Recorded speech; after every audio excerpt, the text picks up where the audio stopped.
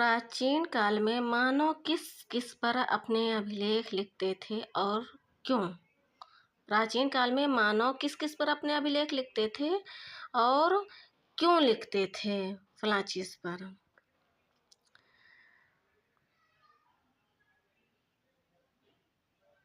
प्राचीन काल में मानव अपने अभिलेख ताड़पत्र, भोजपत्र, ताम्रपत्र, स्तंभलेख, शिलालेख आदि पर लिखते थे, क्योंकि उस समय मानव को कागज़ का ज्ञान नहीं था। इसलिए वो लोग इस सब चीज़ों पे लिखते थे।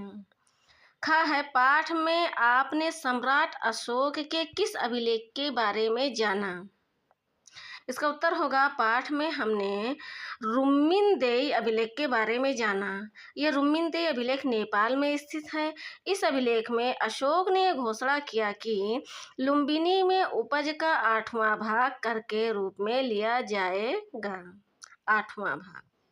इतिहास लेखन में सिक्के एवं अभिलेख किस प्रकार सहायक होते हैं, लिखिए। उत्तर होगा सिक्कों से तत्कालीन शासक का नाम तथा उसके समय का पता चलता है तथा अभिलेख से लोगों के रहन सहन, विचारों, खान पान इत्यादि के बारे में जानकारी प्राप्त होती है। इतिहास लेखन में सिक्के एवं अभिलेख का यह काम है। मेगास्थनीज की पुस्तक का नाम क्या था? मेगास्थनीज की पुस्तक का नाम इंडिया नहीं है बच्चा, इंडिका है। इस पुस्तक में मेगास्थनीज ने चंद्रगुप्त मौर्यकालीन समाज की झलक प्रस्तुत की है। यानी इस पुस्तक में चंद्रगुप्त मौर्य की समाज की झलक मिलती है। ठीक है। इतिहास जानने के पुरातात्विक साहित्यिक साधनों का वर्णन कीजिए।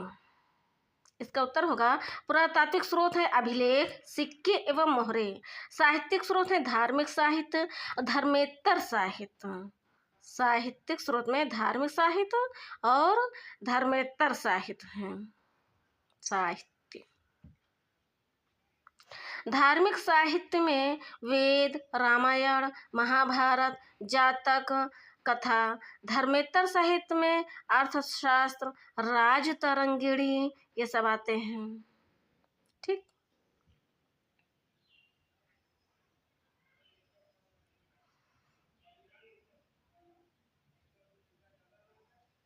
विदेशी यात्रियों के वृत्तांत में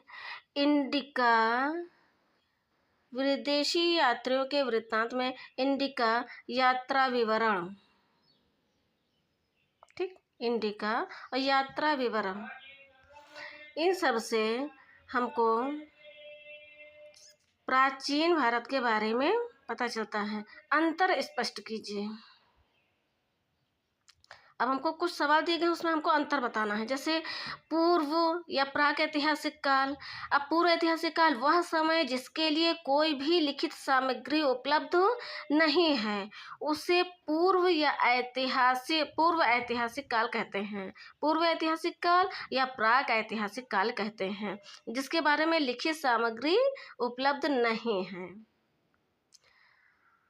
आद्य ऐतिहासिक काल।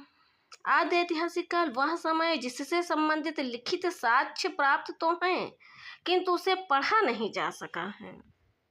यानी ऐसा साक्ष्य जो लिखित प्राप्त हुए हैं लेकिन उसे पढ़ा नहीं जा सका है, उसे आद्य ऐतिहासिक काल कहते हैं।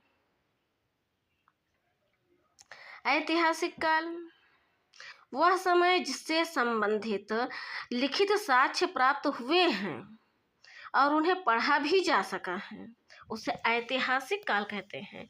वह समय जिससे संबंधित लिखित साक्ष्य प्राप्त हुए हैं और उसे पढ़ा भी जा सका है, तो उसे ऐतिहासिक काल कहते हैं। बच्चों, अगर आपको ये सेशन अच्छा लगा हो तो जैसे इसको शेयर करो, सब्सक्राइब